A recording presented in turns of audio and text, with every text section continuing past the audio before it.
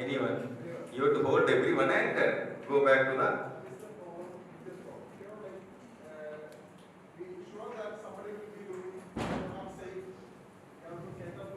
I'll tell you one of my auditing experience with a nearby institute out here. It's something good so that I can share the name of the institute also. So the institute name is St. Anne's Public School. This happened in 2000, if I'm not wrong, 2003 or 4, when I went there as I said, for TUV, a company called as TUV. Not real lands, students. So I was the technical expert over there when I went for the audit. So that is, this institute is just opposite to CPET, or on the container terminal road you got to go straight. So I went over there and there were 3 auditors. It was a recertification audit after completing 3 years. So sister is the principal of that, and they do have CBSE as well as state syllabus. Around 20 to 40 classes. And one class on an average 40 to 45 students. Now, I asked them to collect, see, our approach was very simple, very simple, TQM approach, okay. So 40 students, 40 classes, I asked them how do you consider a student as a performer and a non-performer? First question. So a student below 60% of the mark is considered to be as a non-performer. Okay, how many students are there in a class? Out of on an average 40 to 50, there were 15 to 20 students with less than 60% of the mark. So entire college, taking entire college, how many? 60 into 40 into 15 or 20 maximum. So 40 classes, every class 15 to 20. So how many? 40 to 20, say 800 students. So as you rightly mentioned, you cannot leave anyone. This is a scenario everywhere. Please understand. Now, approach is very simple. Try to differentiate the problems identified by the students. Okay, connect with the stakeholders, parents. One student may be having a learning disability. Hope you know what is learning disability. Another student may be having a memory problem. Another student may be having hyperactivity. At an ADHD. It all depends. But categorize the problem, and they could group the problems. They were very much committed. They could group the problem into major 6. 6 major problems were there. Categorized it. TQM. Approach is TQM. Analysis of data. Then, what is that? The diagram. Basic TQM approach. They categorized into 6 major types. Is that clear?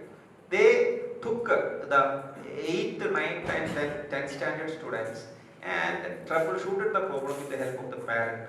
Please understand, in 2000, it is 8 or 2007 or 8, principal called us and told that we have 100% of the students got 80% mark for the final exam, 10th standard. You can check with the principal now. 100% of the students got 80% of the mark. It is possible, but this happened over a period of 4 to 5 years. It is possible, and what he told is absolutely right. No single student is not going out of the herd. But if you identify the problem, categorize it into root cause, identify the root cause, try to rectify the problem, then it needs a lot of effort. Is that clear? Now, let us see what happens. Anything else? Any other people? Anyone else want to tell? Any other problem that you are facing? Few people I have seen that not interested to learn, not showing motivation. Disinterest, lack of motivation. Anything else? Lack of passionate student. There are very few, 1 or 2 or 3 in a class. Anyone else? Anything else? Time consuming. What? Time constraints in teaching. Okay, anything else? And 3 years, 4 years back, this was the case. It was intense. This was intense. And when I was teaching in Anna University as an associate professor in 2012, they also started in a very big way. At that time, they divided the universities into 5: Anna University Tirunelveli, Anna University Chennai, Anna University Coimbatore. Then they integrated also. It was very strict, like KTU was the 3 years back. Now it has come down. It happens. because whenever someone wants to prove themselves worthier than others, it always happens.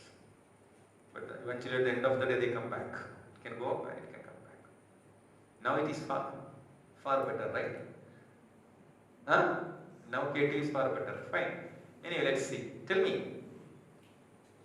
Same thing happens with Anna University also.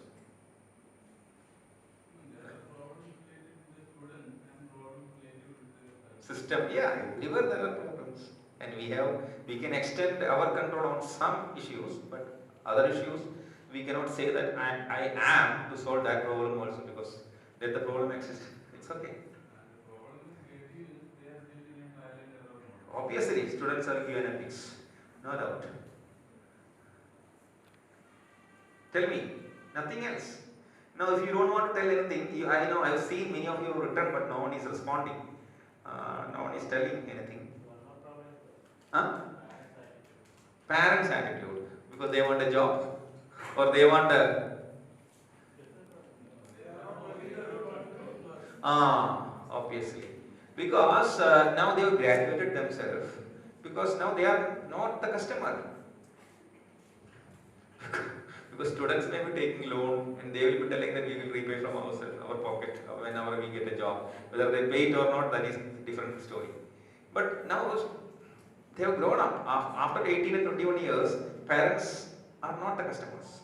So they want to leave away. And they also cannot influence the child because they don't know how to teach. Maybe in class 1 to K12, they may be showing some interest to teach. Even they are competent enough to teach also. But after 12th, they are not competent unless and until they are professors in that particular field. Anyway, lack of response from student side. Anything else? It's like that. Okay. Anything else? Scoring mark is more important. Getting mark is more important. I have faced some situation in which they will bargain for marks even for half a mark. They will even intimidate you. Huh?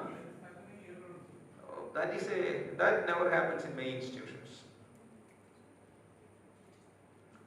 Okay. But how can you do that? The assessment is outside, right? Internal, fine. Anything else?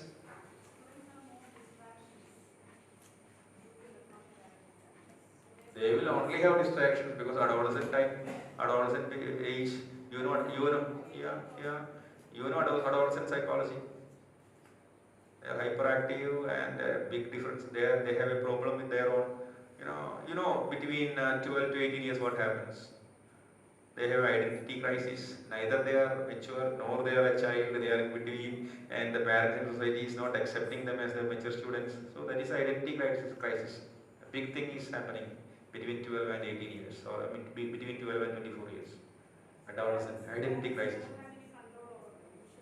Obviously, only fears can influence them. You are absolutely right. Anything else?